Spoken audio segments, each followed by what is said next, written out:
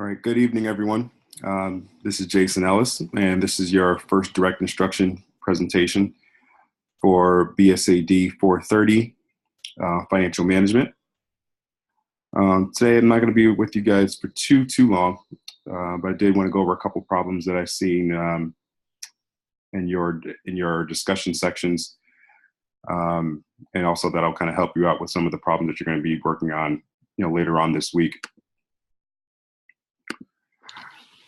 At the end of this session, the learner is expected to be able to understand the difference between market value and intrinsic value, and also be able to understand how those two numbers can work together, and also calculate the value of a stock before and after different types of stock splits. So first we're going to start with market value versus intrinsic value. The market value is a really simple one to understand. This is what you'll see on your tickers. This is what you'll see, if you're looking up things on your phone, or just looking up companies. And when you go to their investor section, typically they'll always have their market value published right in front of you. As you may know about the stock market, if you may not know this, but the stock market goes up and down every day, every minute, as a matter of fact. So, the market value is always changing. So it can really it can be overwhelming, but at the end of the day, it just is the market value. The intrinsic value is a little bit more difficult to find, but it's based on how you calculate it to figure out what you believe this company is really worth. There are a number of numbers that go into it, and we'll kind of get into that as we go along. So if your company is issuing dividends at a constant rate, the formula used to calculate the intrinsic value is shown there. And if the company is not expected to have dividend growth, the equation that you're going to be looking for is published here. Ultimately, the idea behind this is you want to look at the difference between these two, and this will help you to determine if the company is a good buy, or if it's, or it can even help you determine if you should sell or things like that. But ultimately, it helps you to figure out if a security is priced correctly based on your calculations. All right, so I did come up with we do have a problem here that we can look at to kind of determine, to figure out, how to use market value versus intrinsic value. So you have Lisa Miller at BW is attempting to determine the intrinsic value of a stock. She is using the constant growth model. Lisa estimates that the dividend next period will be 50 cents, and that BW will grow at a constant rate of 5.8%. The stock is currently trading at $15. So first thing you'll want to do is calculate the intrinsic value.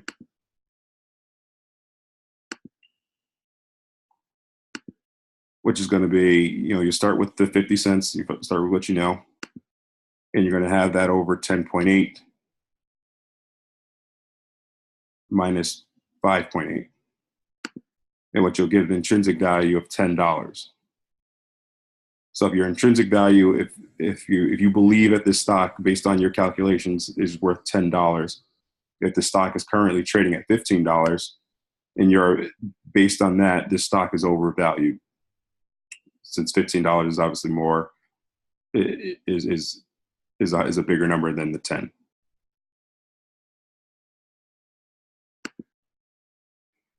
So if we continue on, let's assume that that dividend that was calculated is estimated at $1, as opposed to the 50 cents as in the previous example. What would be the intrinsic value of the stock now? And ultimately, is the stock overpriced or underpriced?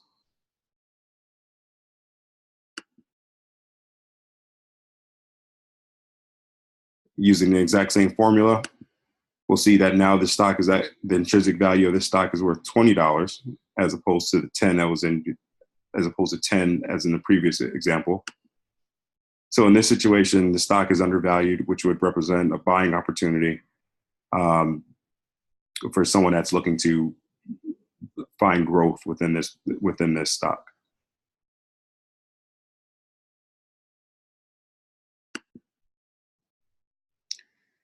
All right, so the next thing I want to cover a little bit is stock splits. I saw a couple of you guys mention this in your discussions, and I did want to make sure things are clear on how, what a stock split is and how it works. So stock split basically is exactly how it sounds. It's a corporate action in which the company divides into existing shares of the company into multiple shares, which ultimately boosts the liquidity of the shares. You'll see a lot of companies will do this when they start to trade at a larger dollar figure. You'll see Google does this from time to time. Apple has done this as well. But the idea behind it is, if we do a stock split, this will ultimately decrease the price of the per share price, while also allowing the smaller investor to be able to invest within the company. And the opposite of a stock split is obviously the reverse stock split. This happens when a company will do the complete opposite and decrease the amount of shares, and ultimately increases the share price of the company. Companies will also do this oftentimes if they're trading on the lower end. A popular term is called a penny stock. Anything trading under $5 is typically considered a penny stock. Companies, when they get a little close to this number, will often do a reverse stock split to increase the share price of their company, of their per share price of their companies.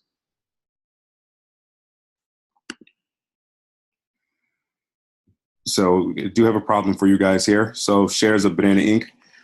are worth $100 before the company decides to do a 2-for-1 stock split.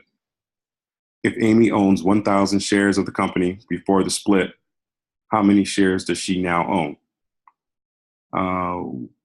And also, what would be the value of those shares?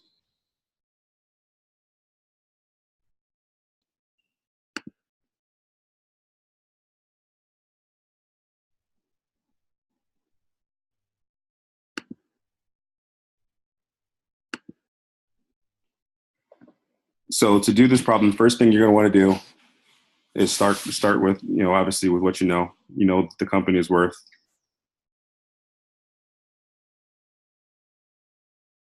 You know that the company is worth $100.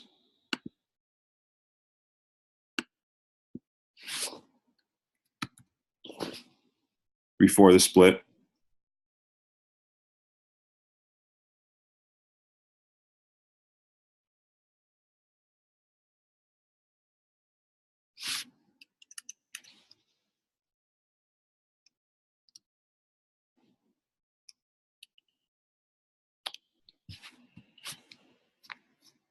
You also know that Amy owns 1,000 shares of that company.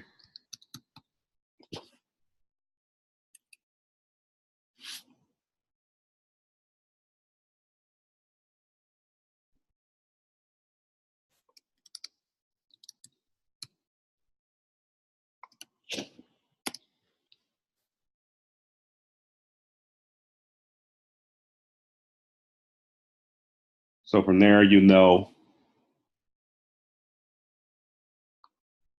that Amy has $100,000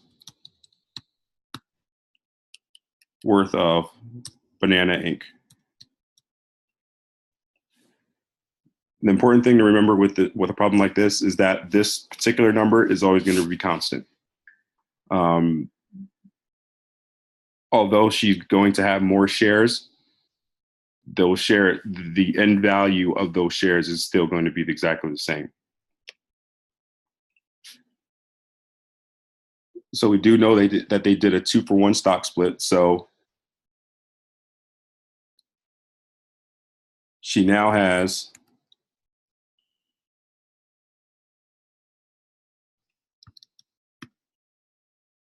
that same $100,000. And now we're going to divide that by the amount of shares that she currently has, which will be 2,000, because they did a 2-for-1 stock split.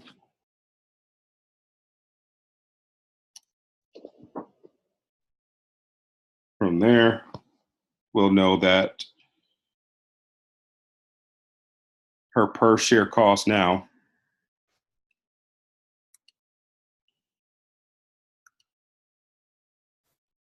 is $50 per share.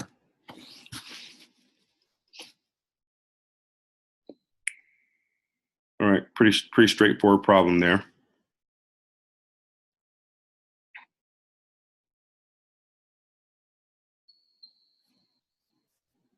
All right, and I do have one more example for you.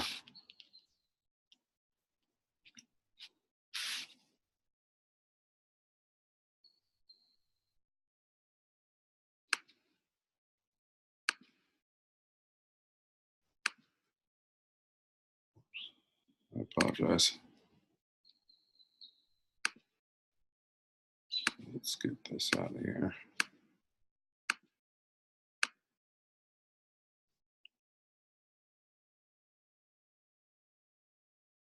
I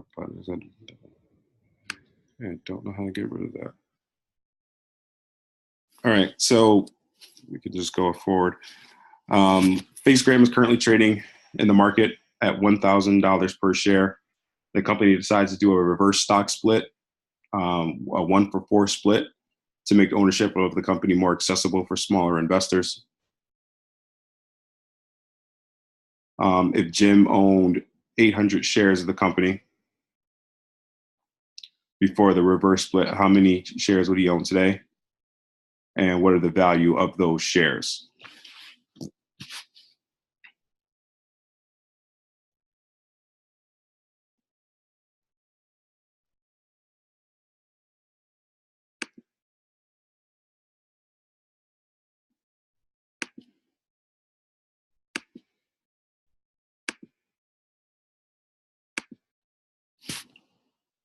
Once again, let's start with what we know. We do know that the shares are worth $1,000.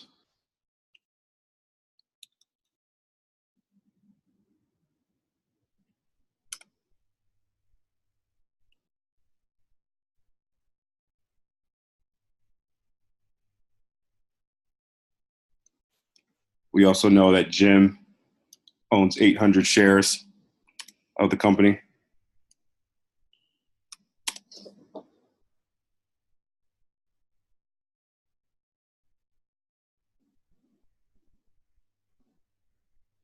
Which means Jim is a pretty big, which means Jim is a pretty big investor within this company. So he has $800,000 worth of shares in this company.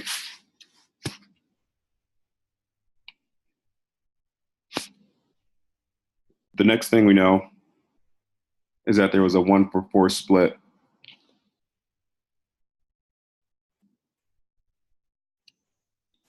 But ultimately, Jim's $800,000 will remain the same regardless of what we do with the shares. In a 1-for-4 split situation, Jim is going to go from having 800 shares down to 200 shares.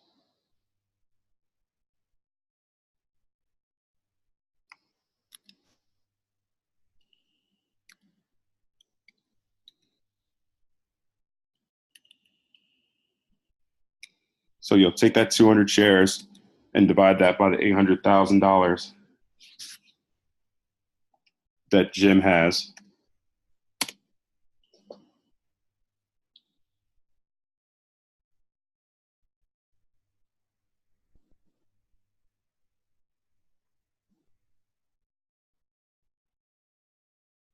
And we'll see that now the shares of this company are actually going to be worth $4,000 per share.